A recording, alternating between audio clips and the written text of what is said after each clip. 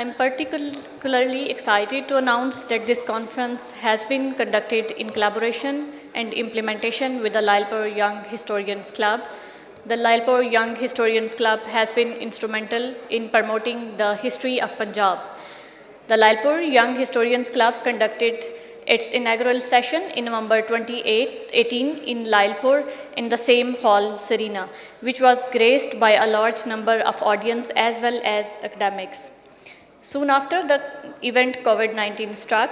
During the challenging times of the COVID-19 pandemic, the Lyallpur Young Historians Club adopted to the new normal by launching an online initiative lecture series.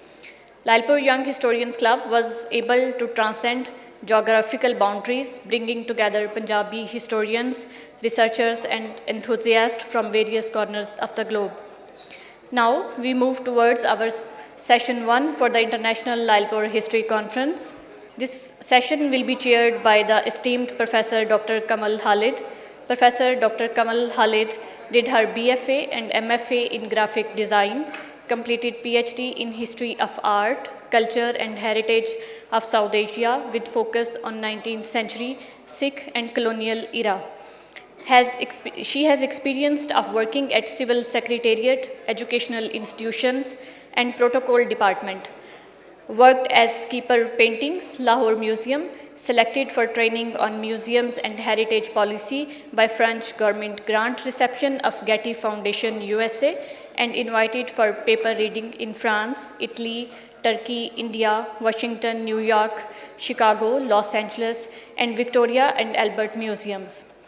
She has more than 30 national and international research publications to her credit and has co-authored the book Punjab Archives from Mughal to Colonial Era, served as Director Archives and headed the project of digitalization, preservation and modernization of Punjab Archives and Libraries wing in S&JAD.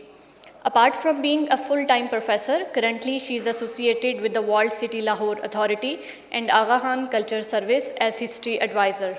Please join me in welcoming our session chair, Professor Dr. Kamal Khalid. This session is going to explore the themes of religious tolerance, migration, and post-partition dynamics in Punjab. Thank you so much, Khala. First of all, I think we should all congratulate the organizing team because from start it looks like a very promising conference, and we will all be learning from each other a lot. And one of the reasons, or rather one of the major qualifications that we are all sitting here is that we are always eager to learn. And I find it very exciting, and in a morning session, it was absolutely wonderful. And now I'm looking forward to some further investigation on the said topic. Our first speaker will be Dr. Shuman Hussain. She is a visiting faculty member at the University of the Punjab, Lahore, and a senior lecturer at Shadra Girls College, Lahore, with a PhD in history from the University of the Punjab. Her research interests span ancient history, language, politics, religions, and political extremism, anthropology, and museology. She has published extensively, including notable works on the language, politics of Pakistan, and the political extremism faced by Rohingya Muslims. She has presented her research in numerous international conferences and recipient of the prestigious British Academy Writing Workshop Grant. The paper has been co-authored with Professor Dr. Mehboob Hussain. Let's welcome Dr. Hussain. Our next speaker will be Dr. Najibur Rahman. Dr. Najibur Rahman is serving as an assistant professor of history at Government Graduate College, Samnabad, Faisalabad from 2012 to date. He did his PhD in history from Punjab University, Lahore in 2017 and his MPhil in history professional from Punjab University, Lahore in 2008. He has served as Assistant Professor of History at Government College University, Faisalabad, and worked as Assistant Professor of History at Government Municipal Degree College, Faisalabad from 2015 to 2018. Dr. Najibur Rahman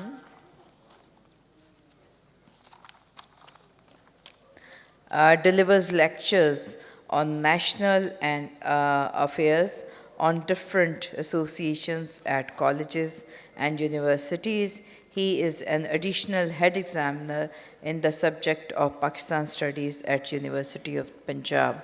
I all welcome you, sir. Thank you so much.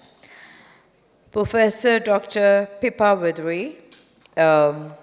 He is a professor of modern South Asian history at De Montfort University, UK. She is serving as head of the Department of History. Her research interests include British colonial history, the history of Punjab, the South Asian diaspora, and British women's history in modern Pakistan. Her books include From the Ashes of 1947, The Emerging Punjab, co-edited Refugees and the End of Empire. Her recent articles include Women and Pakistan International Airlines in Ayub Khan's Pakistan, From Mano Majra to Fakiramwala, revisiting the train to Pakistan with Arafat Safdar, and a short, very introduction to Pakistan. Welcome, you. Manveer Singh, he is a student at Menlo School, California. He earned international recognition as a silver medalist for his research and speech on the Sikh Confederacy in 1780s. Manveer leads a team of 8 developers and content creators in building a Punjabi vocabulary app for youth, conducting over 30 interviews in beta testing with students from Fremont Khalsa School, California. He is currently researching the struggle and resilience of the Punjabi language in Indian and Pakistani Punjab since partition, supported by a grant from HAND Foundation. I welcome Mr. Manveer Singh on board.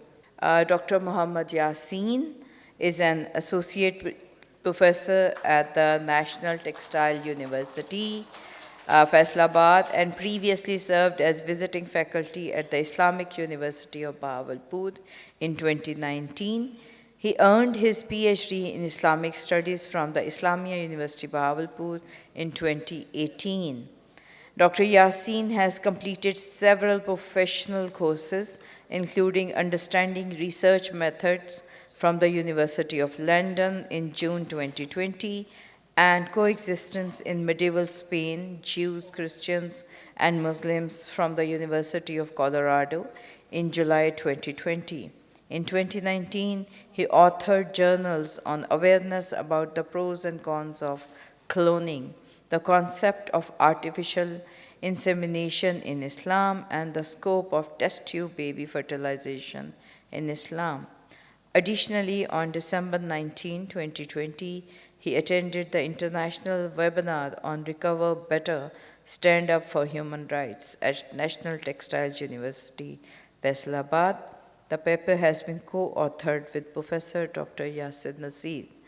So I welcome all my esteemed paper readers, and I will request Dr. Muhammad Yassin to come on stage and share his findings with us. Dr. Saab, it's all yours, and I think the duration is between 13 to 15 minutes, Khala, if I'm 13 to 15 minutes. Please, be there.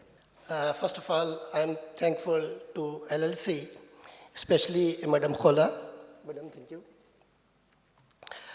Without wasting the time, I would like to start the topic, and my topic is Navigating Religious Tolerance in Faisalabad, a phenomenological study of societal and sectarian dynamics. Religious tolerance is vital for national progress, fostering social unity, peace, and economic prosperity. In Pakistan, particularly in Faisalabad and its surrounding area, religious intolerance remains a significant challenge. Despite substantial infrastructural advancement, since 2010, progress in promoting tolerance has been sluggish. This study highlights incidents of mob extremism and religious terrorism in Faisalabad, Gojra, Jadawala, Sumandri, and Toba Tek-Singh. It also recommends how to overcome such circumstances in future. Before starting the issues, especially in Pakistan, I would like to highlight the objectives of my study. The number one, explore the underlying factors contributing to religious intolerance from the perspectives of religious scholars and social activities. Number two, analyze the socio-economic and psychological dimensions of religious intolerance using established theoretical framework. Number three, propose solutions for mitigating extremist ideologies and promoting religious tolerance. Especially our young generation considers that intolerance is found in Pakistan. But I would like to share them that it is not only the part of the Pakistan, but it is a global issue. Nowadays, because it is we can say a social media age, so the new issues can easily be highlighted and can be seen on social media, but the issues which had already been done in the history, they are hidden in the eyes of the youngsters because, I am sorry to say, because our young generation is far, far away from the libraries.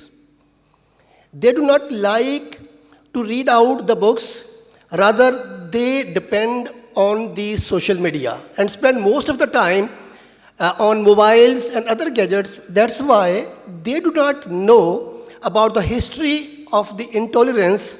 So we start from 600 BCE to 400 CE in the beginning.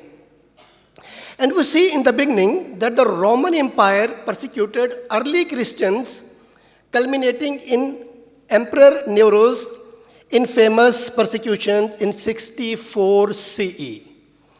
And then come towards the 325 CE, the Council of Nicaea, convinced by Emperor Constantine, led to Nicene Creed, which established a uniform Christian doctrine and marked the beginning of the religious orthodoxy, leading to the persecution of heretics. And then come towards the 1096 to 1291, the Crusade, a series of religious wars initiated by the Latin Church, led to widespread intolerance towards Muslims, Jews, and other non-Christians. And then come towards the 1184 to 1230, the Inquisition began targeting heretic within the Christian community, leading to the execution and persecution of many.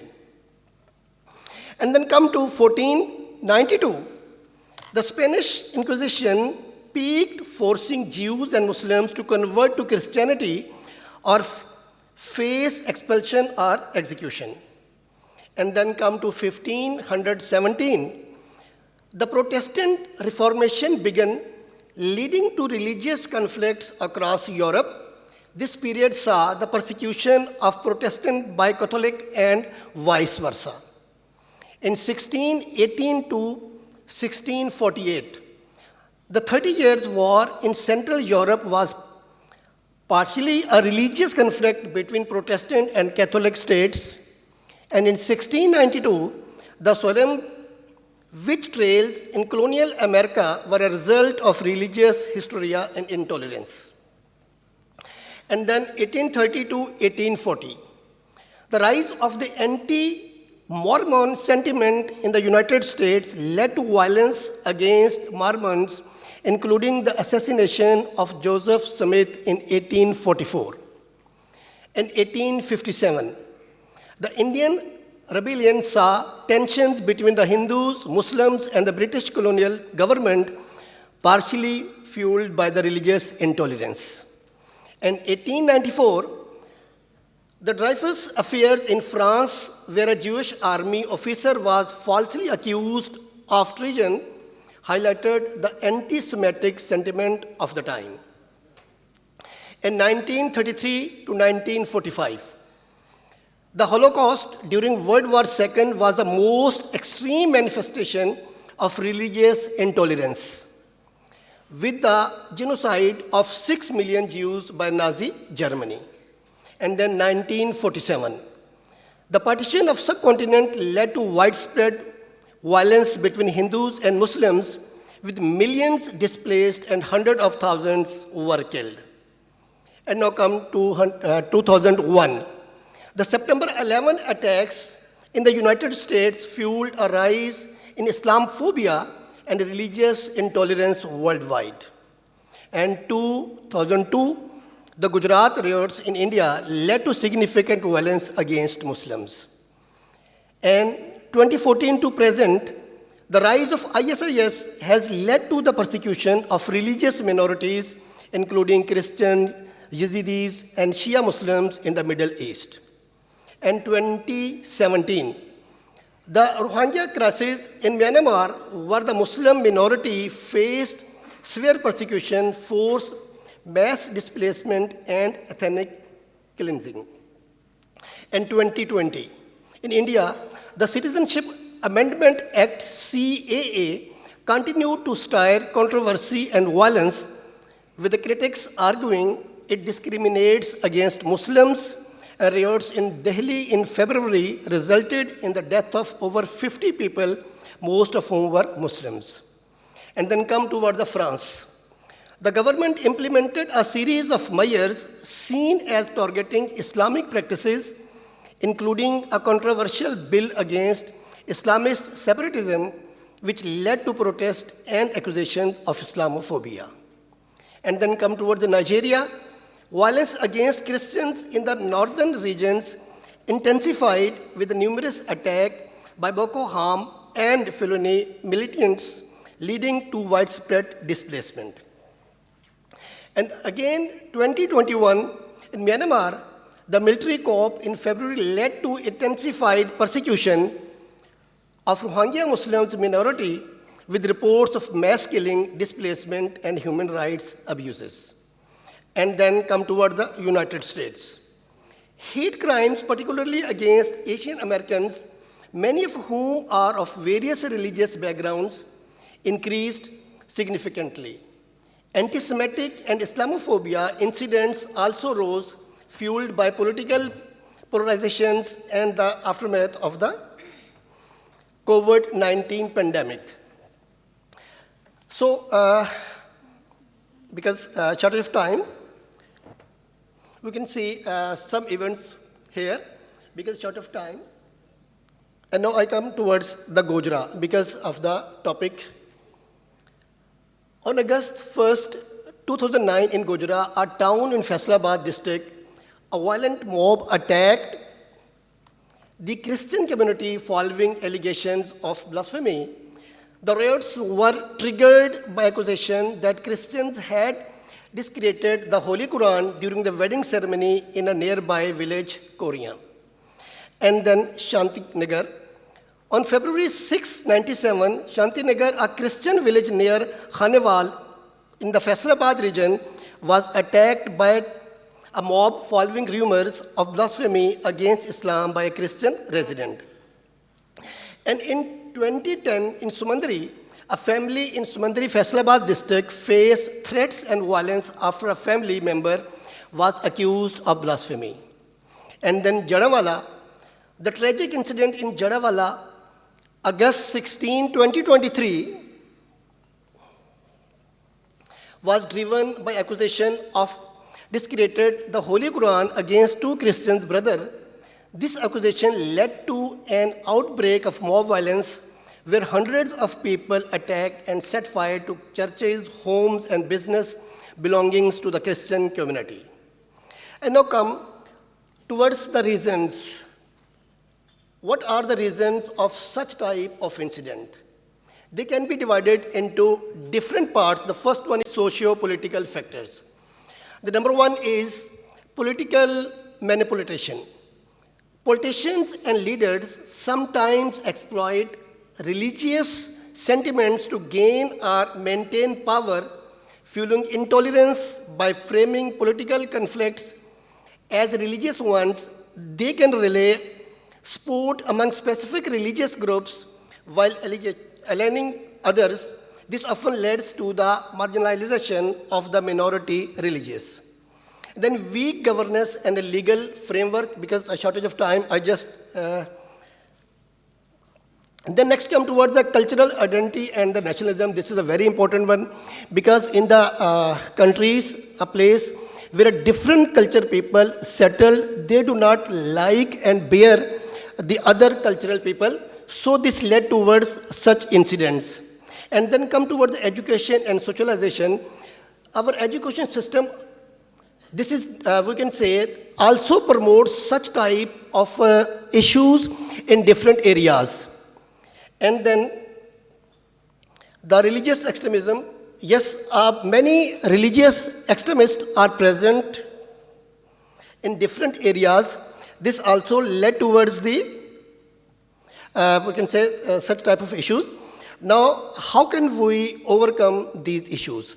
And I would like to take permission from the body to speak these things in Urdu. So, because our youngsters are present there, and this is very important for them. May I, in Urdu? Thank you. Especially, नौजवान, lot of girls and boys are there. Young लोग और हमारा future आप लोग ही हैं. तो आप लोगों से रिक्वेस्ट है कि इसको काबू हम कैसे पा सकते हैं. मोस्टली क्या होता है कि हम लोग किसी भी इंसिडेंट को, स्पेशली ये जो इंसिडेंट होते हैं, हम सिर्फ उसको सुनते हैं और आंखें बंद करके उस पर यकीन कर लेते हैं. और फिर उसके बाद क्या करते हैं कि हम शोर मचाना शुरू कर देते हैं और सोशल मीडिया के ऊपर उसको इतना ज़्यादा उछालते हैं, जिसका रिजल्ट क्या निकलता है कि रिलीजियस इंटॉलरेंस जो है वो बहुत ज़्यादा फैल जाती है. तो इसलिए सबसे पहले ये है कि कुरान की जो आयत है कि जब तुम्हारे पास कोई फासिक खबर लेके आए तो उसकी खूब तहकीक कर लो कि कहीं तुम लाइल्मी की वजह से किसी कौम को नुकसान ना पहुंचा दो और फिर तुम्हें क्या इसके बारे में पछताना पड़े. तो अगर आप लोग सोशल मीडिया का प्रॉपर तरीके से इस्तेमाल सीख लें और किसी भी बात जो है उसको उस वक्त तक ना माने जब तक कि खुद आप अपनी आंखों से ऑब्जर्व ना करें, उस वक्त तक आप इस पे बिलीव ना करें, तो हम देखेंगे कि बहुत सारे इस किस्म के मसाइल पर हम काबू पा सकते हैं. Thank you. Thank you so much, Dr. Saab. And now, without any further delay, Dr. Shawan Hussain, please share your research with us. Ladies and gentlemen, esteemed colleagues and distinguished scholars, Salam and Sat Shri Akal to all. Today my topic is women on the move, and especially I'm focusing on migration, women on the move, gender perspective on migration in Faisalabad.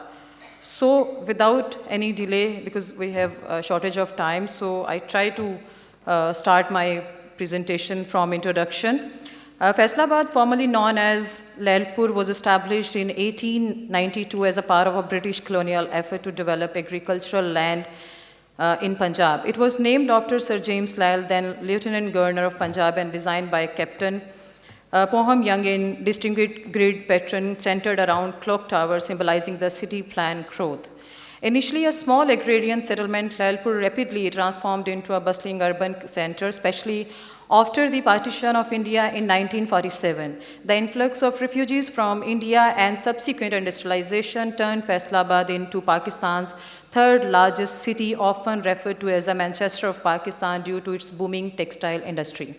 So significant of gender perspective in migration history. Traditionally, migration studies have focused predominantly on men as economic migrants, overlooking the critical roles and experiences of women. However, women's perspectives are essential to understanding the full impact of migration as they contribute significantly to the social, economic, and cultural dynamics of migrant communities. In the context of Islamabad, gender perspective on migration provide insight into how women navigated the challenges of displacement, contributed to the economy, and influenced the cultural transformation of the region. This approach allows for a more nuanced understanding of the migration experiences and its effects on society. So, research objectives of this paper are to examine how women actively participated in the migration process, both as economic contribution and as central figures in family and community life. Analyze the ways in which women adapted to the socio-economic changes brought about the migration and how they contributed to the resilience and cohesion of migrant communities. So documenting women experiences, personal narratives of women migrants, shedding light on their struggles, resilience and agency in the face of the displacement and resettlement. Focus on how these experiences have been shaped by intersecting factors such as class, caste, religion, and education. So assessing the women contribution to the socio-economic and cultural impacts, we move to historical context and waves of migration. Lyallpur, now Faisalabad, was established during the British colonial period as a part of the Canal Colony projects. The city was transformed from barren land into a fertile agricultural hub through extensive and irrigation system. Women played an integral role in the migration to this new settlement. They were key contributors to managing household affairs, supporting agricultural activities, and adapting their families to the new environment. Although their contributions were often overlooked into historical records, the partition led to massive influx of refugees into Lyallpur, dramatically altering the city's demographic and cultural landscape. Women faced unique challenges during this time, including violence, displacement, and responsibilities of securing new homes, livelihoods for their families. Despite these challenges, women's resilience was crucial in maintaining family stability and integration into a new communities. Post-partitions, Faisalabad emerged as a major industrial center, particularly in the textile sector, attracting internal migrants in search of employment. Women participation in the labor force increased significantly during this period. They contributed as factory workers and played important roles in small business and community organizations, shaping the economic and social fabric of the city. The efforts of globalization introduced new migrants patterns, including international migration from Faisalabad. Many residents, including women, sought better opportunities abroad, and remittances they set back had significant socio-economic impacts. These challenges or changes empowered women financially, allowing them to invest in education, health, and entrepreneurship activities. However, they also face challenges in maintaining cultural ties and managing the pressure and participating in the global economy. Overall, the decades women in Faisalabad have transitioned from primarily engaging in agricultural activities to taking on roles in the industrial and services sectors. Initially, women contributed to the agricultural economy by working on farms and managing household tasks. However, as Faisalabad developed into an industrial hub, particularly in textile, many women found employment in factories. This shift marked a significant evaluation in women's roles within the economy as they moved from unpaid or underpaid agricultural labor or more formal wage-carrying positions in factories and service industries. This participation not only empowered women economically but also led to gradual shifts in social norms and gender roles within the community. In recent years, there has been a notable rise in female entrepreneurship in Faisalabad, with women steering starting their businesses ranging from small-scale home enterprises to more significant ventures in retail, textile, and services. Despite the challenges, limited accesses to finance, gender bias, and balancing business with the family responsibilities, many women have successfully established and ground their businesses. Case studies highlight the innovative approaches women have taken to overcome these barriers, such as forming cooperatives, leveraging microfinances, and utilizing social network for support and market accesses. The achievements of these women not only contribute to the local economy, but also serve as the model for future generations, showcasing the potential for women to thrive in business despite the challenges they face. So, when we move to formation of social networks and sport and advocacy roles, women in Faisalabad have played a critical role in forming and sustaining social networks that provide sport advocacy within their communities.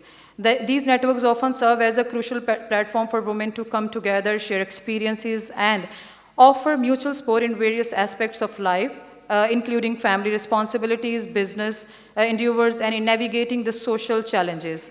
These networks also act as advocacy groups, giving women a collective voice to address issues such as gender discrimination, access to education, and healthcare. By coming together, women have been able to influence local policies and practices, contributing a more inclusive and supportive community involvement.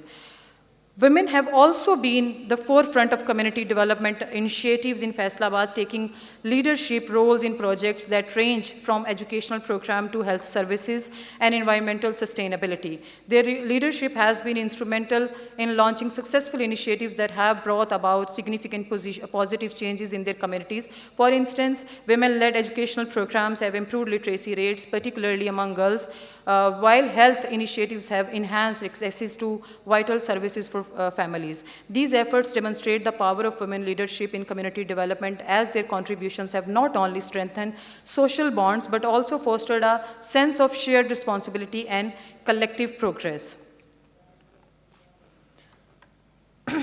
Cultural and identity transformation in Faisalabad, women have been central to the processes of cultural adaptation, where they have skillfully blended traditional practices with new influences brought about migration and modernization. These blending of cultures have been particularly significant in the formation of new identities, where women navigate between preserving their cultural heritage and adapting to the changing socio-economic landscape. Women's stories and oral histories have been crucial in preserving the cultural heritage of Faisalabad. Through storytelling, women have maintained a rich tradition of passing down memories, values, and experiences across the generations. These oral histories offer invaluable insight into the lived experiences of women, capturing the nuances of their lives that are often absent from the written records. They reflect their resilience, adaptability, and strength women as they navigate the challenges of migration, displacement, and social challenges. By preserving these stories, women contribute to a collective memory that not only honors the past but also informs the present and future cultural identity of their communities. Access to resources, barriers of education, and healthcare economic opportunities in Faisalabad. As many in parts of the world, women face significant barriers when it comes to accessing essential resources such as education, healthcare, and economic opportunities. These barriers are often rooted in social norms, economic constraints, and institutional biases that disproportionately affect women. For example, many women struggle to access quality education due to cultural experiences or expectations that prioritize domestic responsibilities over schooling, or because of lack of schools in rural areas.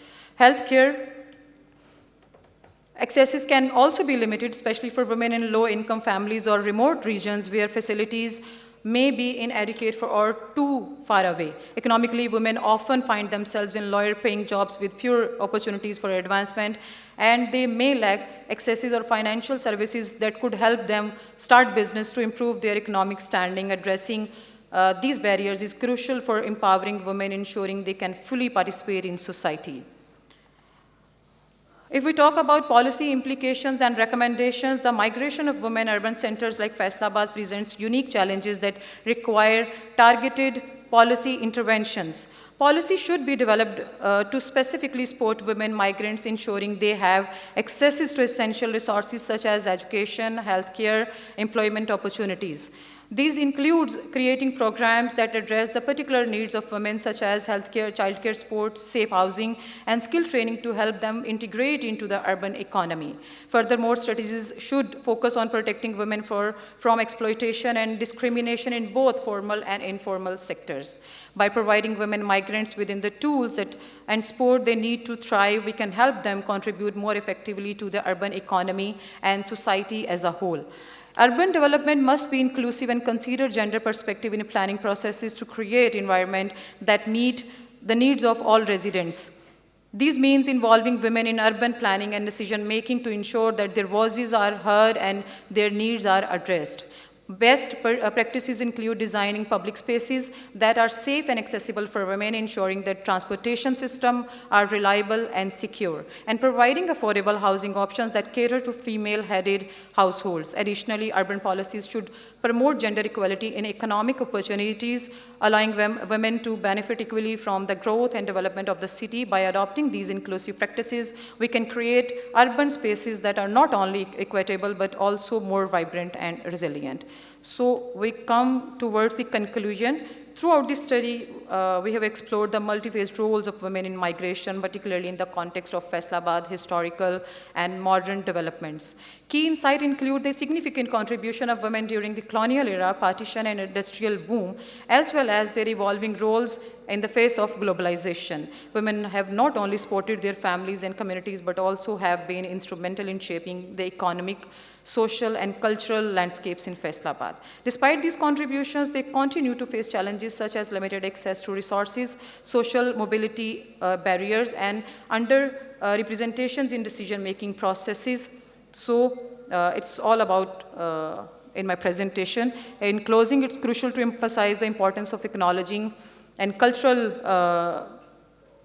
preservation, yet their efforts often go unrecognized. So as a research and policy makers, community members, we must ensure that women's voices are heard and their contributions are celebrated. Thank you. Thank you so much, Dr. Chaman Hussain. And our next speaker is Dr. Najibur Rahman. He is from Government Graduate College, Samnabad, Faisalabad. And the topic for his research is From Lyallpur to Faisalabad, a historical analysis of its cultures. So let's join his path, please. Bismillah ar-Rahman ar-Rahim, ladies and gentlemen, and distinguished scholars, Assalamu alaikum.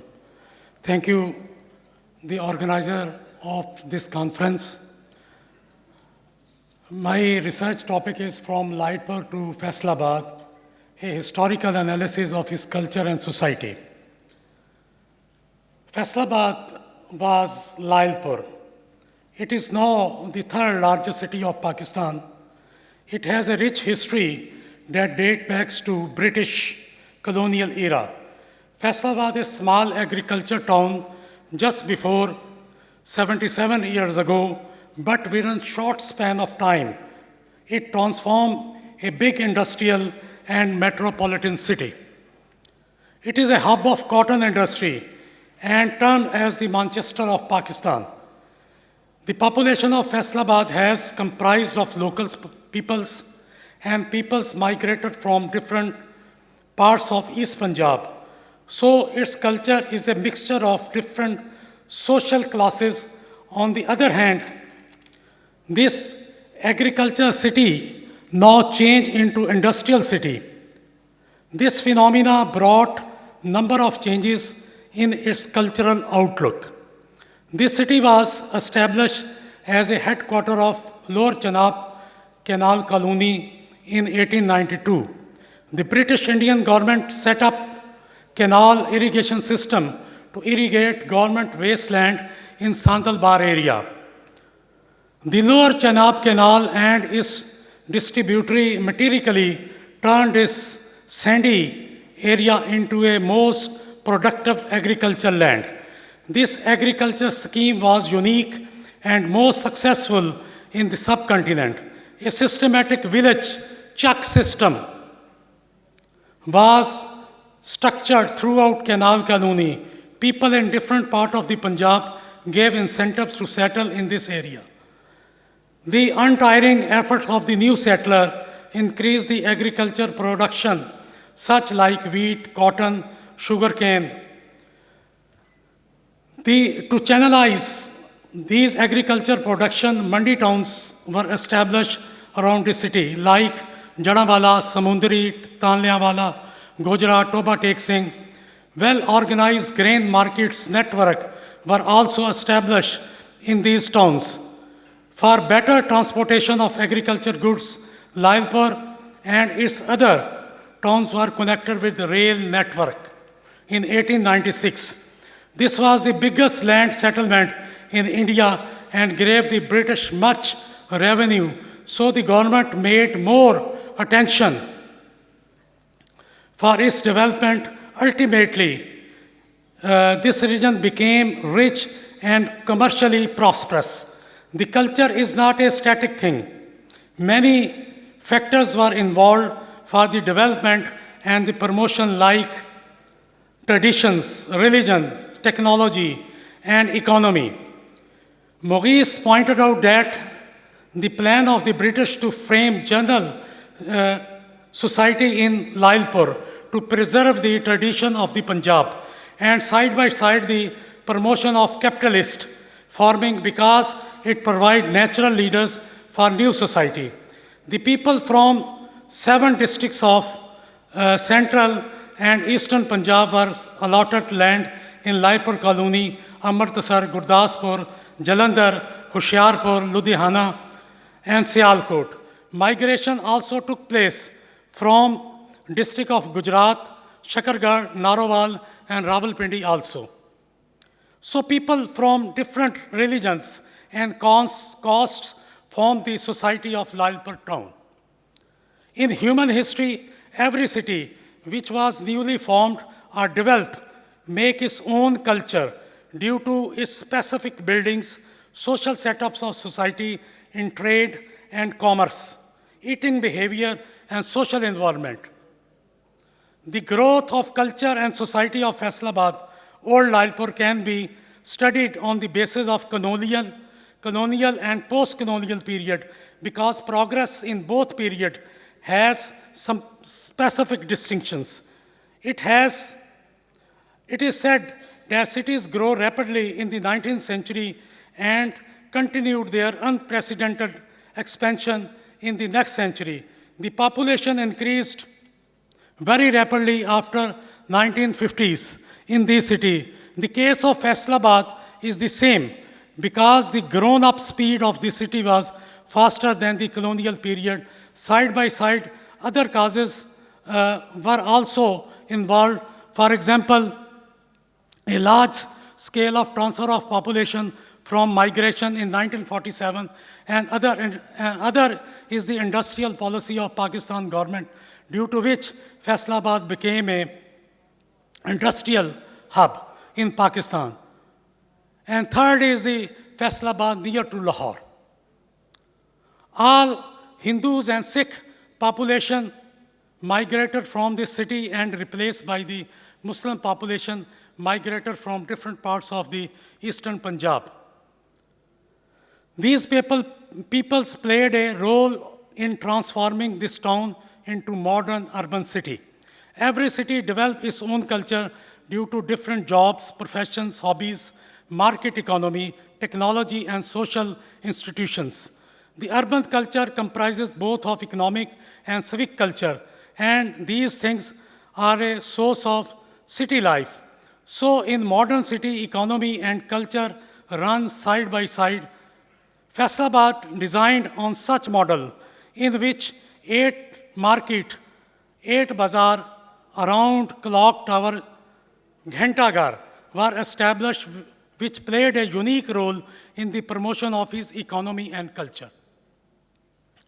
This study tries to answer the question, what is difference between past and present?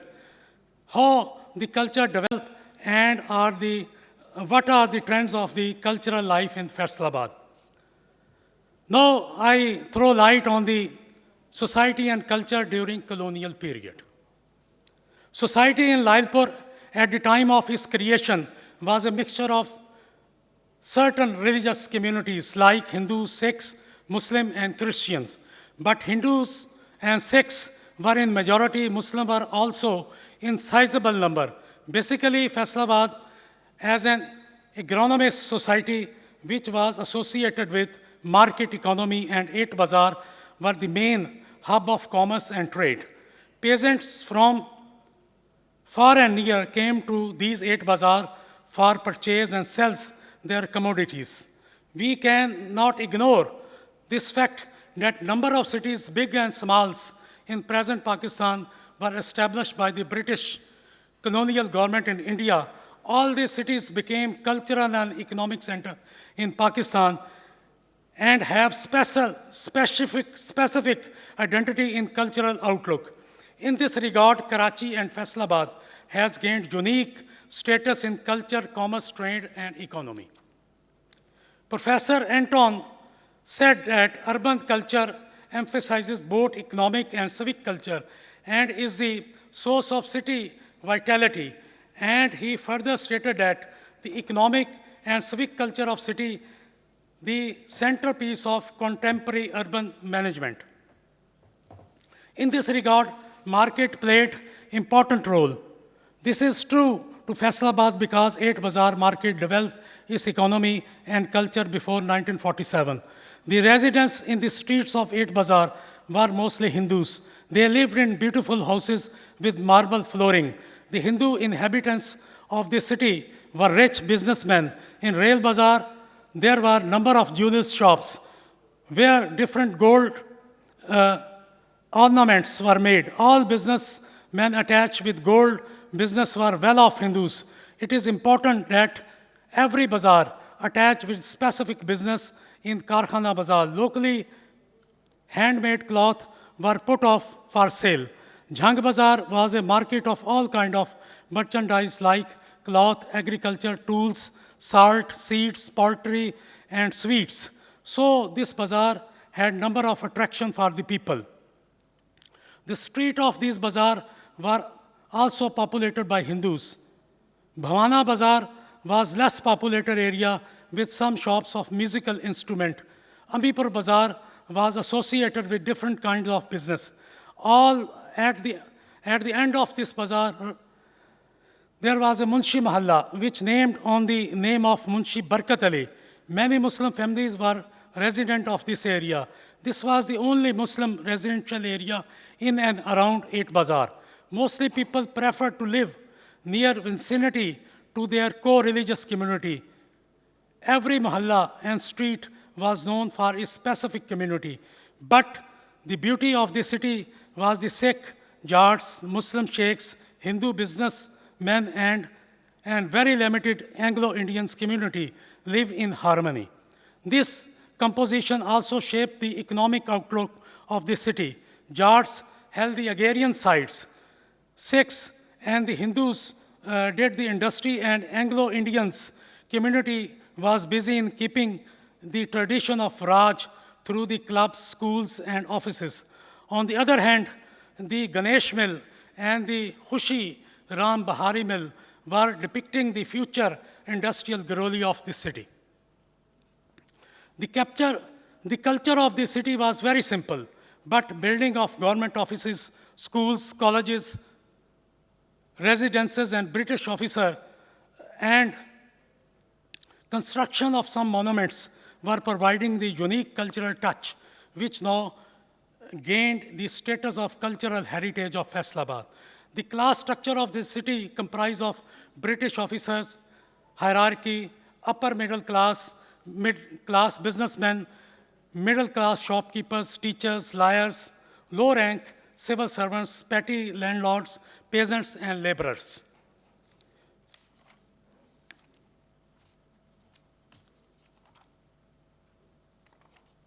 Society and culture after independence. After announcement of the creation of Pakistan in 1947, serious riots were erupted in Punjab between Hindus, Sikhs, and Muslims. Faisalabad also affected from this menace, so Hindus and the Sikh family left the city and migrated to India, while the Muslims were also migrated from Indian Punjab and came to Pakistan. They were settled on the vacated properties and businesses of Hindus According to one estimate, almost 70,000 refugees settled in Faisalabad in 1947. They were belonged to different districts of eastern Punjab, especially from Jalandhar, Gurdaspur, Hoshiarpur, and Amritsar. So this city became Muslim majority populated area. These people were from different occupations and trades. Fertile lands and market became. The population of the city was increased number of times within few years. In 1947, its population was 18,000. But in 1950, it rose into 1,79,144. Such population flow also affect the socio-cultural outlook of Faisalabad. Previously, this city was agrarian, come industrial city, but after independence, the rapid development of industry, establishment of new market, and increase of population in this area transformed its society. The local and migrated people created a new type of culture and society on the roots of previous culture. This society based on market economy, business and trade, and industry. Prosperity is common trait of this society because businessmen and industrialists belong to this city. Now, this is the second biggest metropolitan city of Punjab province. It is observed that business and industrial cities have law and order problem, but Faisalabad is far away from this situation. There is a harmonious society in Faisalabad. So many investors from Karachi and other big cities invested in Faisalabad. They gave modern outlook to Faisalabad by establishing big stores, mills, and malls. In this way, they paved the way of modernity in Faisalabad. The most important trait of urban society and culture is its market and bazaar. The 8 bazaar,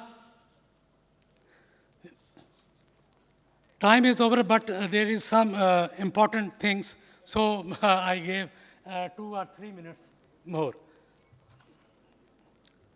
These bazaar are Kochari Bazaar, Rail Bazaar, Bhavana Bazaar, Jhang Bazaar, Ambipur Bazaar, Karkhana Bazaar, Chuniot Bazaar, and Gol Bazaar.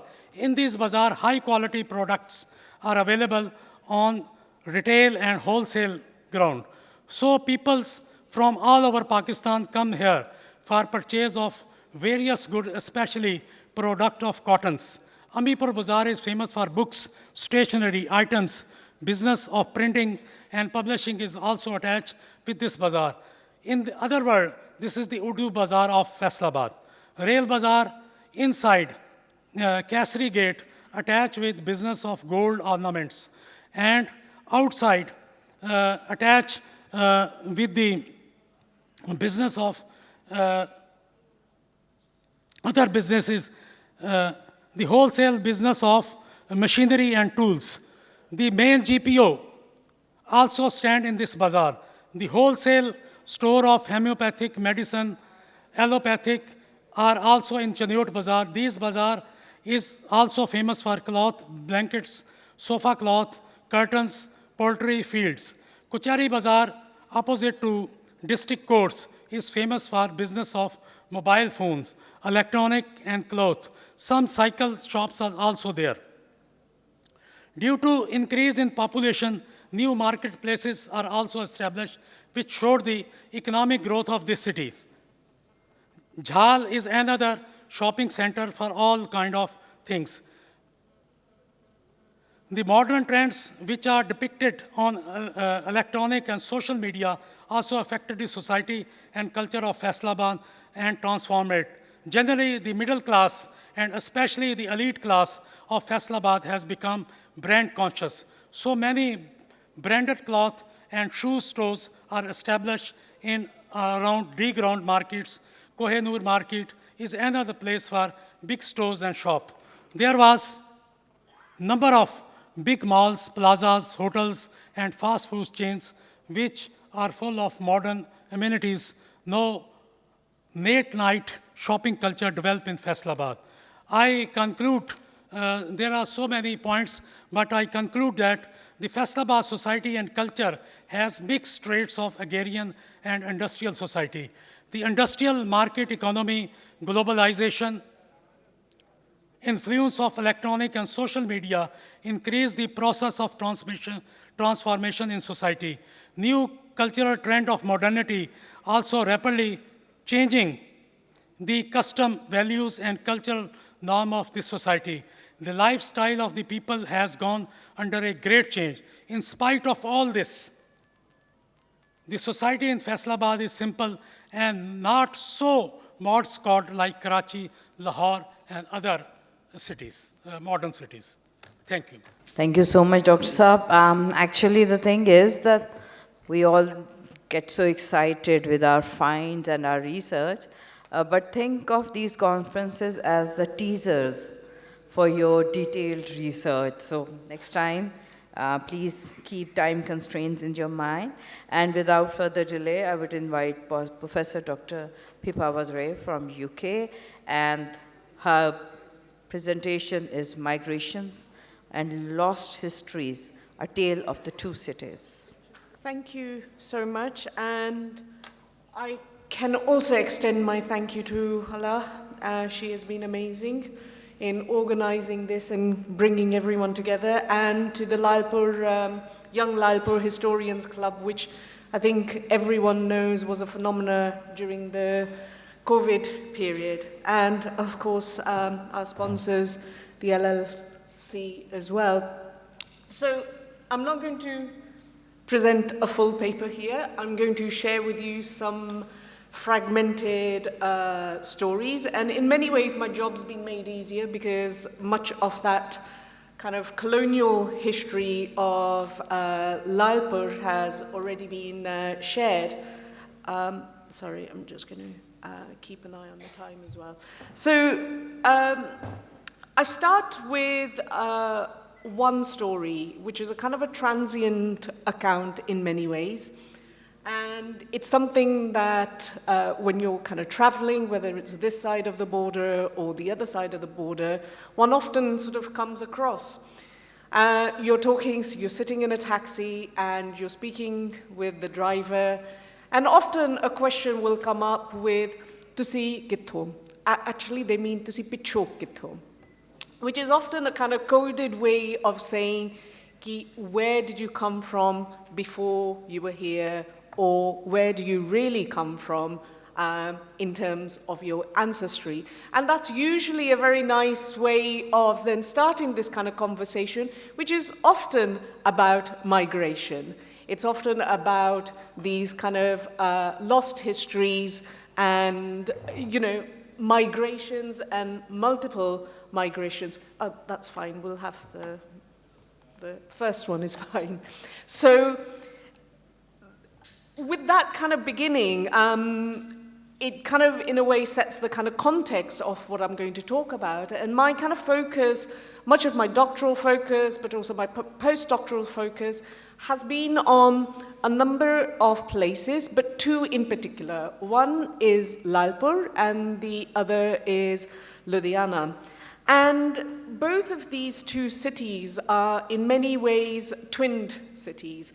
And, they have much in common, which we've kind of heard about, the kind of industry, the textile nature, but also, the two Gantagars that you can see there, which were kind of built in the colonial period, right?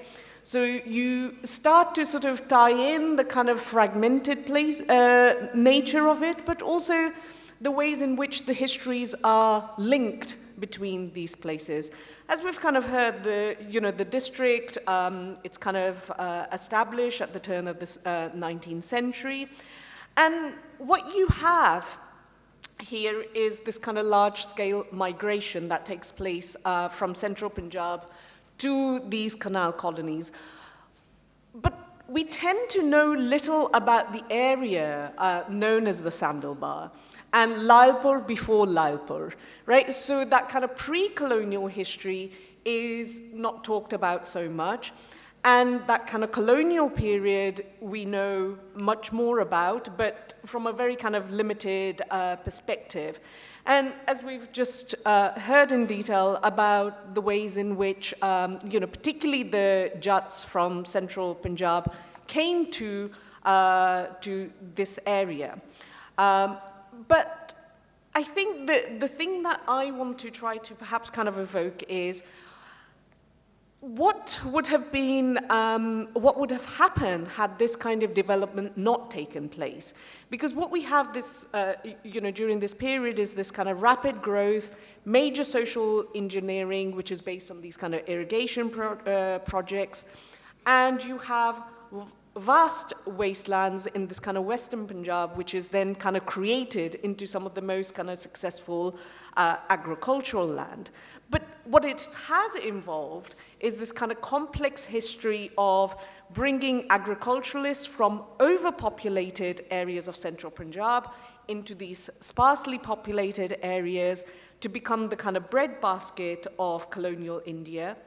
And of course, what it also is a kind of plays a part in the way in which the British colonized India, because it also becomes a rewarding place for army personnel, because many of those people were given land in these areas. So there's kind of many reasons in which, many ways in which we can sort of start to unravel that kind of history. But the bit that I'm really kind of interested in, because my work has been on partition, is that kind of mass migration which takes place to the canal colonies is often kind of overshadowed by the events of partition and the migration that takes place in 1947, which is, we're talking about sort of 50 years later on.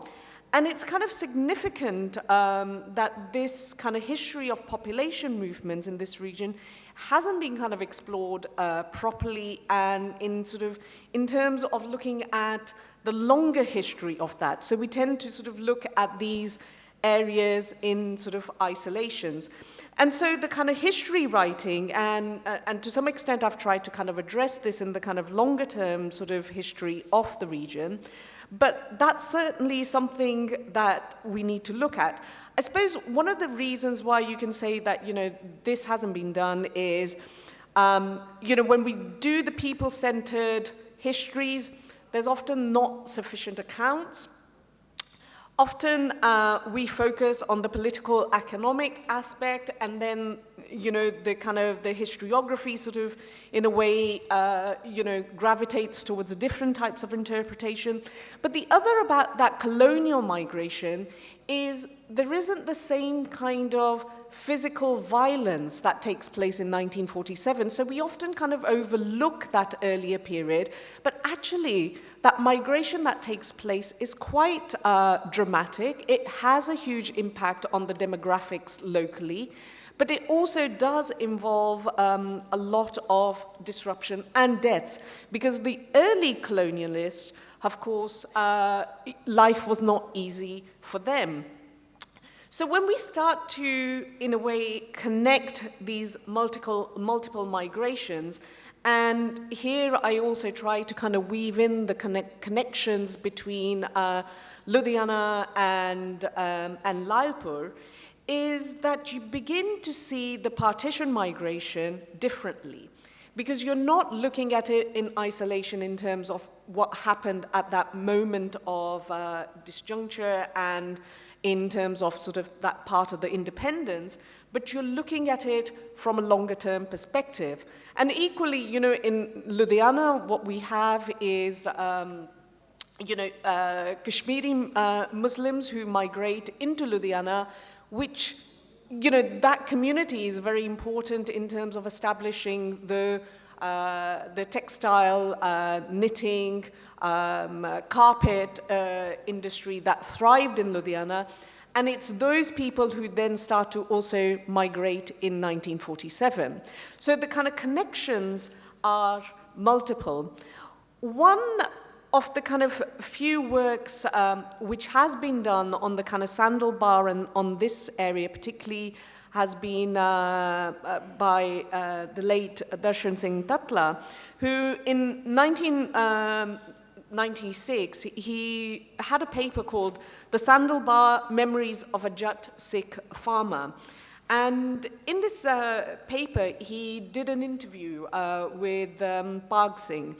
And it was Pag Singh's grandfather, actually, Sardar Shyam Singh, who migrated to Lyallpur in 1892, maybe in 1893, he says. And they left the district of Ludhiana and came over here.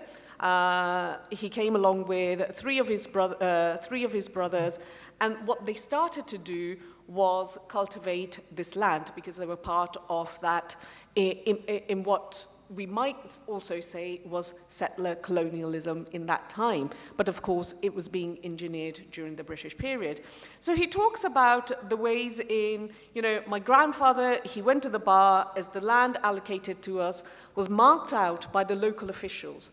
He had his son on his shoulders, other essential supplies were taken, agricultural tools, etc. He says it was all wasteland with the jungle and a lot of dense trees and moth-grown growth. There was no local villages. So what you start to see is the kind of establishment of this place. And it's interesting. I'm going to read out one key account from that paper. And in many ways, it encapsulates many of these things. And actually, just because the figures, I did have these, I just wanted to kind of share with you the ways in which, the area has kind of changed. And you can sort of see the kind of exchange between the two places. And this is actually the Sandalbar area, in case those are not familiar. What do I have? No, I'll just leave it at that. So he talks about his family, which had been here for 55 years.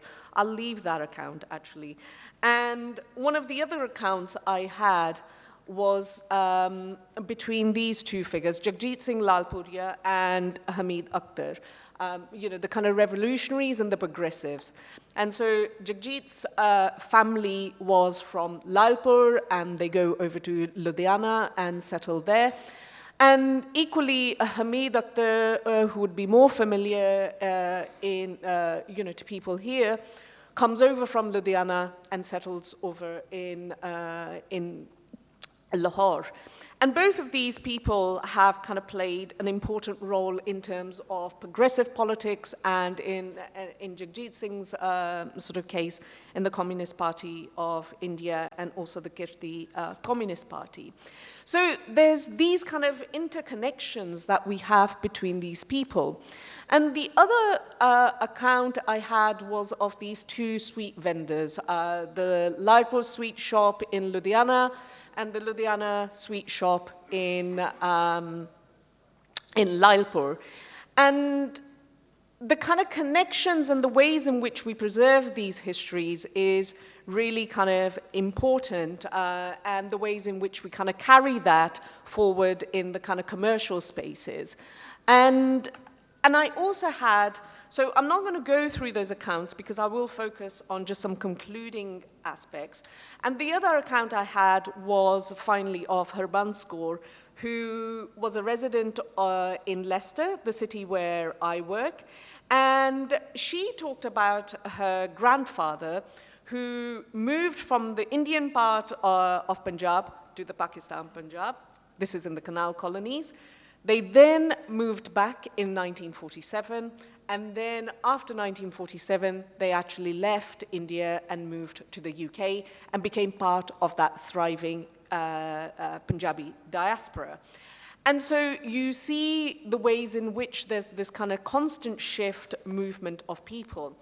But the kind of ways in which I wanted to tie some of these fragmented stories was through the connections between the region and the global, the ways in which, the partition migration often overshadows much of that kind of wider history of Punjab, in which, particularly on both sides of the border, where we have, many moments of rupture and aspects in which, you see the complete transformation of the region and the ways in which it's defined, and the ways in which then our identity gets defined.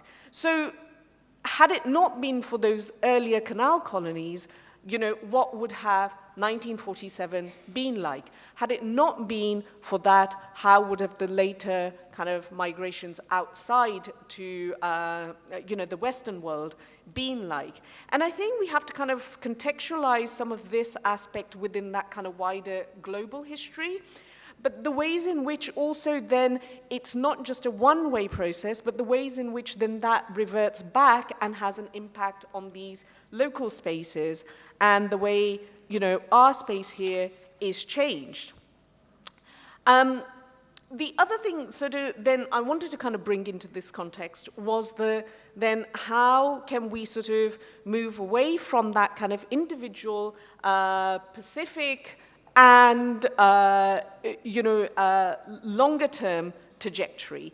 And how do we kind of situate these accounts within that wider frame? And that's what I wanted to try to do with some of these accounts, and particularly of the kind of revolutionaries and the progressives, of looking at it in a kind of wider continuum. And also in terms of accounts like Harban's Kaur and her father and her grandfather, in terms of those kind of multiple migrations. The other kind of third sort of common aspect, I suppose, within all of this is the ways in which this is also a story of labor movement and labor history, because this also tells us the ways in which actually it's about migration for economic reasons. Many of these people are moving because they're being either pushed, they're searching for better lives, they want more opportunities. And so there is this long, thriving kind of history in Punjab of kind of labor constantly moving, and we can sort of see the ways in which they're now also kind of recreating outside, Indian Punjab and West Punjab. Another aspect, and I think this was kind of touched upon in the previous paper, is also the story through caste. In many ways, this is a story of Jats, agriculturalists, and how does that then, that kind of history, how can we situate it within that kind of wider sort of either labor history, agricultural history, or looking at the kind of wider history of migration, because it's often men who migrate out, right? Those are the people who initially make that sort of first step. But what we often forget then is it's accompanied by families and women, but we rarely hear about those accounts. And it's actually that kind of last aspect which I'm particularly interested in, and I was kind of glad to sort of see the kind of post-war and particularly kind of post-1947 sort of history you've tried to sort of bring in. But what about the kind of pre-1947? What about those women's accounts who accompanied some of these men, whether it was to the canal colonies, whether it was through the partition, or whether it's the kind of diasporic Punjabis. And often it is the women who will make the communities. And how do we kind of then recreate that sort of social space that goes alongside the economic and the political? And so what I wanted to do was really give you maybe sort of get you to sort of think about some of these issues and ask some questions in terms of perhaps kind of thinking, in terms of taking this research forward, how are the other ways in which we can sort of try to investigate and enter through different prisms and different lenses. And I apologize because I haven't really kind of gone into much detail, but I think I wanted to kind of really share with you kind of those bigger issues, but I'm happy to kind of talk about the detail perhaps over coffee or lunch. Thank you so much. Thank you so much. And now I would like to invite Mr. Manveer Singh. He is going to talk about From Glory to Collapse, Renaissance, the Fall of Lahore Darbar. Now, this topic is very much after my heart because my PhD was about the paintings produced under Lahore Darbar. So you are going to talk about the socio-political angle of that era. So let's hear what you have to say. Please, go ahead. Yeah. Good afternoon, salam, te sat sri akal sareyan nu. My name is Manveer Singh, and today I'm really excited to be talking about the downfall of the Lahore Darbar with you guys. So just to give you a quick lay of the land, the Lahore Darbar acquires a lot of strategic importance to the British in 1809. And exactly 30 years later, in 1839, the founding monarch, Ranjit Singh, passes away. After his death, a lot of cracks appear and infighting and division deepen throughout the government until in 1843, when the last king, 5-year-old Dalip Singh, ascends the throne. He rules for another 6 tumultuous years before, in 1849, the Lahore Darbar is the final Indian empire to be annexed by the British. So, this is a photo of the Lahore Darbar at its largest. You can see it stretches from the deserts of Sindh to modern-day Tibet to Peshawar in what is now the northwestern frontier. It was a massive empire. It had one of the finest armies of the time, and most importantly, the government was making about 30 crore rupee annually of that time, placing it among even wealthy European nations. So, in 1809, Lahore Darbar acquires a lot of strategic importance. Earlier, in 1807, under the Treaty of Tilsit, a Franco-Russian alliance had been established. And while this threatened a lot of the world, the British in particular were very, very worried by this because their largest fear was that a combined Franco-Russian force would come through Central Asia, through Afghanistan in particular, to attack their colonial holdings in India. And as a result, the British colonial government looked to the Lahore Darbar to serve as a strong buffer state between the colonial holdings and any possible Franco-Russian attack. So the hope was that the Lahore Darbar would be a strong state which would be able to repel any of these attacks and protect British colonial holdings. But after Ranjit Singh dies, a lot of cracks begin to appear in his government. Why is this? Ranjit Singh was like a banyan tree in the sense that he provided shade to Punjab and he gave Punjab relief from hundreds of years of constant fighting and raids and a lot of invasions, especially from the West.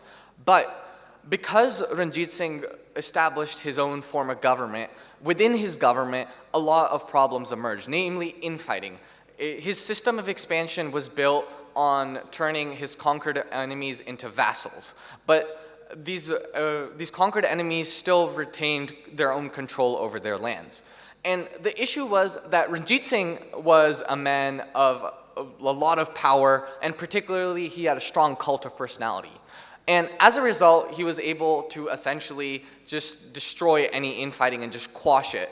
But he didn't eliminate it, he only delayed it. So when his successors, who lacked the same cult of personality that he had, came to power, they had no hope of basically ruling this country. And that's exactly what happens with Khadak Singh. He was Ranjit Singh's eldest son and designated heir. But even before he took power, within the Lahore Darbar and also internationally with the British, he was seen as unfit to rule and as an idiot. The one particular British memoir paints him as a moron. And the reason for this varies. Some say he was an opium addict, some say he was mentally incapable, but regardlessly, he was perceived as such. Particularly, even the royal Lahore Darbar's doctor, Honigberger, calls his own king a blockhead. And so because he is perceived so weakly, factions quickly emerge under his rule as warring courtiers try to amass as much power as they can. And none do this more than the Dogra clan from Jammu and Kashmir. And the Dogras are particularly successful and through a series of events are able to coerce Khadak Singh into ceding a lot of power to them. But Khadak Singh's rule lasts for only about a year because in 1840 he is murdered by a Dogra plot and also his son, Naunihal Singh, who wished to ascend the throne for himself. And This is a quick snippet from the Leicester Herald from 1840. And you can see how even at that time, just, I think 4 months after he takes the throne, Khadak Singh is being seen as a prisoner by the British. The British are really worried to see such a weak man in control of this nation, which is so important to their security. And while Nonihal Singh was seen as a lot more capable, the issue was that he only ruled for a few hours. On the way back from his father's cremation, he was killed by falling rocks at the Roshnai Gate entrance to the Lahore fort. And this event in particular really rattles the British, because Khadak Singh, followed by Nonihal Singh, was Ranjit Singh's entire planned succession. And now, just 2 years after his death, this entire succession plan is gone. There is no clear successor beyond this. Nonihal did not have at that point any living male heirs who could ascend the throne, so it was fair game for anybody to try to take control. So as a result, the British become really, really worried. And what happens next only increases their anxiety. A civil war breaks out between two factions. Chandkaur, Nonihal's mother, and Khadak Singh's wife, is backed by her relatives, the powerful Sandawalia clan. And on the other side, you have Sher Singh, one of Ranjit Singh's most capable sons, backed by the Dogra clan. And after a few months of tension, in 1841, Sher Singh besieges Chandkaur in the Lahore fort.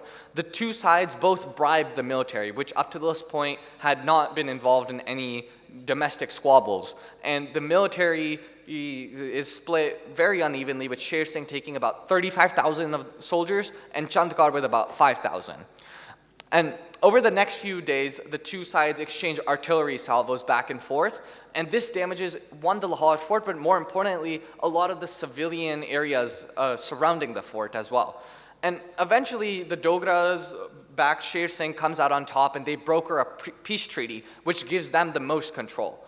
Chandkaur is forced to surrender, but is later murdered by her maidservants, likely at the behest of the Dogras, who didn't like to leave loose threads. But this instability really, really scares the British.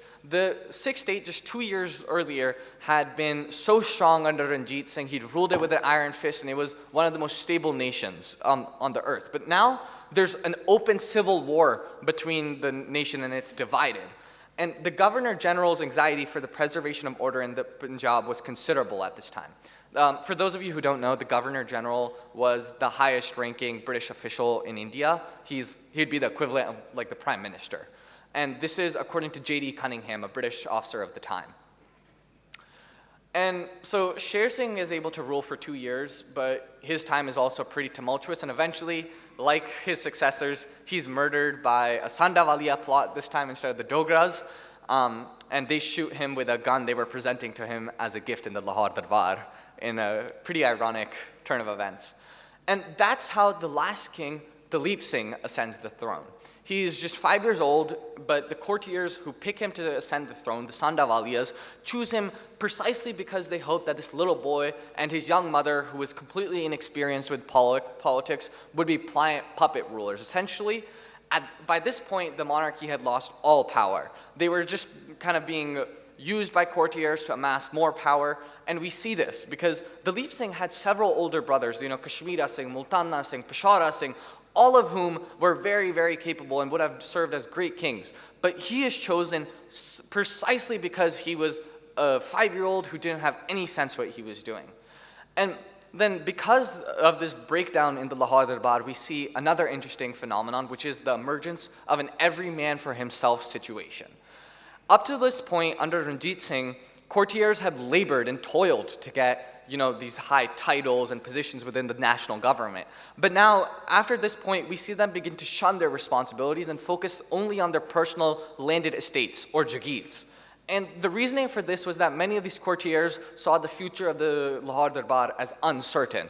They saw it as a very real possibility that the empire was coming to an end, and they wished to ensure that regardless of what happened to the empire, they would have cemented control over their personal jagirs and keep the money flowing into their personal coffers. And then I think perhaps the most important thing in all of this is the military.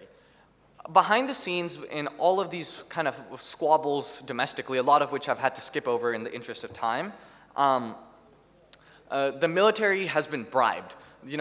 as Dr. Priyatwal outlines in her recent publication, Royals and Rebels, with each successive power struggle that had erupted, the soldiers demanded ever-increasing bribes from the warring factions. Often, they would pit the factions against each other, saying, Chandkar is giving me so-and-so, can you beat it? Sher Singh's offering me this much money, double it and I'll come to your side.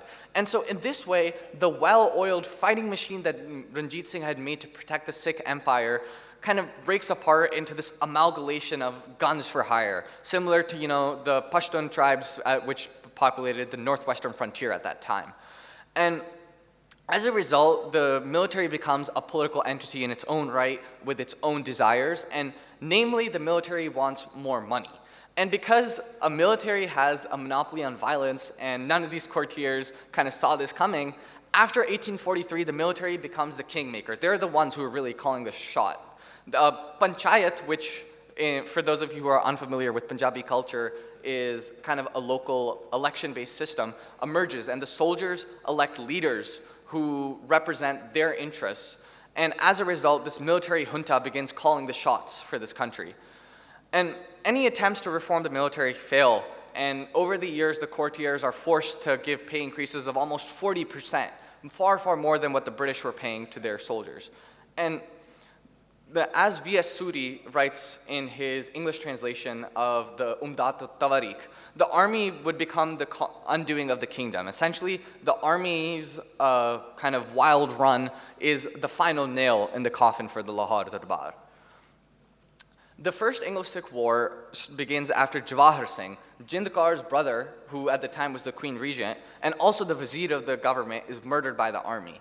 And this was a turning point for the British. They felt, until now, they'd been a little anxious, like, oh, we don't know what's going on, we're a little worried. But this is the point where the British, in their own personal correspondence, say that the Sikh state is heading towards dissolution. Like, there is no question about it. These guys are not able to rule themselves, and now what was once our ally has become a failed state.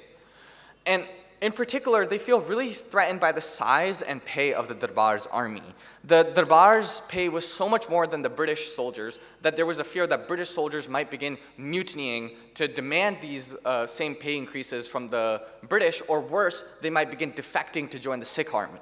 Further, because the Sikh army had been growing very, very fast throughout this time period, there was a fear that soon the Darbar's forces would be so large that the British simply wouldn't be able to beat them.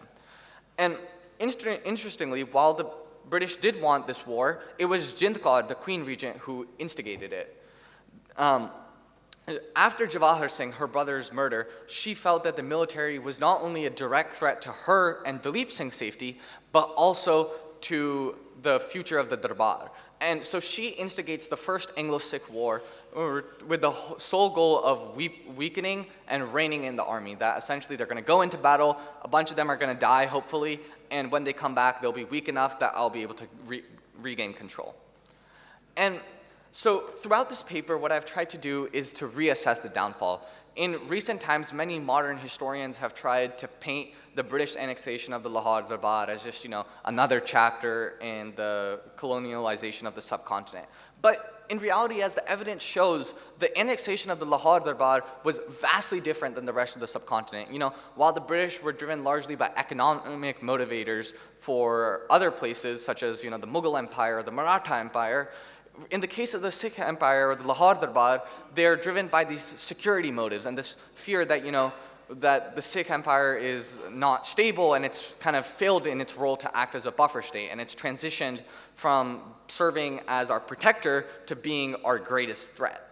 So it was really any lack of institutions that brought this about. Ranjit Singh had ruled with, a full, with just under his cult of personality and the power of will. But his successors couldn't do that. And because Ranjit Singh didn't take any time to create any institutions, any checks and balances to ensure that everything was operating properly, his successors just never had any chance of taking control and being able to rule the state. And so in this way, the downfall of the Lahore Darbar was not because of imperial or colonial motivations, but it was because of their own instability, because the Darbar was unable to control itself and that it collapsed in on itself. Thank you. Thank you for such an interesting dimension of the history, and I'll be very brief and quick, giving the overview of what we have heard. And Dr. Yasin, he talked about the religious intolerance, first with the context of the world and then in the local scenario. And yes, I think religion is the most used tool in the political gains all over the world. And the other day I was studying the conquest that was made upon Raja Tahir.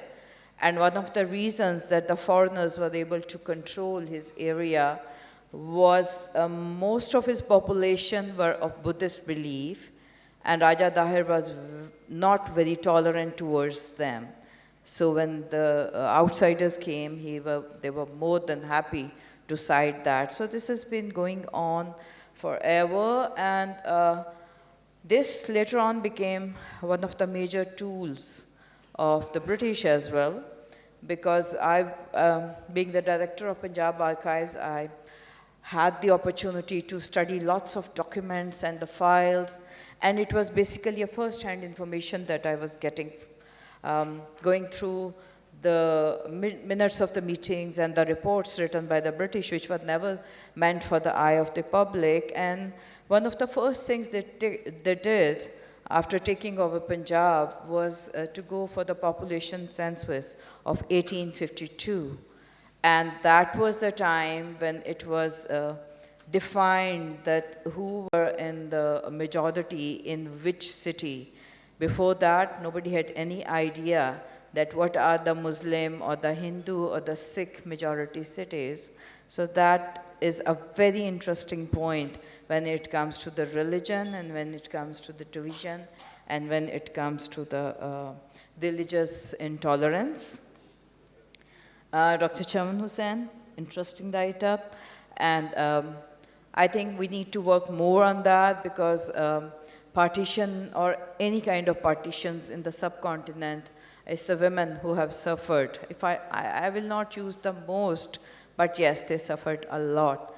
But I'm glad to know that they are thriving and coming back, and it'll be really nice if we hear some individual success stories, and of course, not so success stories. So that will add to the concept that you have developed in your paper. So case studies make your research very strong. And then Dr. Najibur Rahman, the transformation of Lyallpur into Faisalabad. Again, a very detailed account that he had, and the kind of changes that have been taking place, they have formed the culture of the city. And when we talk about the culture, all over the world, it's the people who are talking about interfaith dialogue. I'm one of the advocates of intercultural dialogues, because culture is a component where most of the time nothing can go wrong, and people from different sects, from different religion, they share the culture. So maybe at one point we can talk about intercultural dialogue. So I think we'll be more accepting each other. Dr. Pipa, wow. Lyallpur and Ludhiana, lots of similarities, and someday maybe I'll be able to visit that Ludhiana suite. That's so nice. And story of a common man at a very humane level.